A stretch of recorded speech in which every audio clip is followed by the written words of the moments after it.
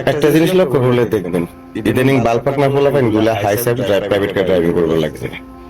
একটা লং ড্রাইভে যাওয়ার সময় কি একটা প্রিপারেশন থাকা দরকার। রাতের বেলা গাড়িটা যাবে, এয়ারপোর্টে অপেক্ষা করবে, তারপর যাত্রী নিয়ে ফিরবে, তার পর্যাপ্ত ঘুমের রেস্টের দরকার। সে ওই সময়টার ভিতরে মোবাইল টিপতে আছে, ফ্রি ফায়ার গেম খেলতে আছে। তার মনোযোগটা কোথায়? যে 7টা মানুষ মারা গেছে, এই 7টা মানুষের ভিতরে পিছনে এই ড্রাইভারটা অনেক একসাথে দায়, কারণ তার চোখের ভিতরে ঘুম ছিল, ঘুমের কারণে সে ড্রাইভিং করতে পারে না। আর যদি একটা অভিজ্ঞ সম্পন্ন মধ্যবয়সী মানুষকে নিয়ে যদি উনি গাড়িটা নিয়ে যেতেন, তাহলে তার ভিতরে একটা দায়িত্ব থাকতো, একটা কর্তব্যবোধ থাকতো, আল্লাহর প্রতি ভয় থাকতো, মানুষের নিরাপত্তার ঝুঁকিটা সে নিতে পারতো।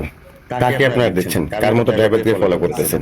প্লিজ, যারা রেন্টে কারের বিজনেস করেন, অভিজ্ঞ বয়স্ক মানুষদেরকে ড্রাইভিং সামনে নিয়োগ দিন।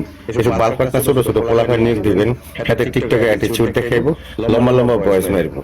শুধু ফুলা ঘরে বাতরে ফেললে নাই, আরেকজনের হাইস নিয়ে নিজের রং তামাশা সোদাস।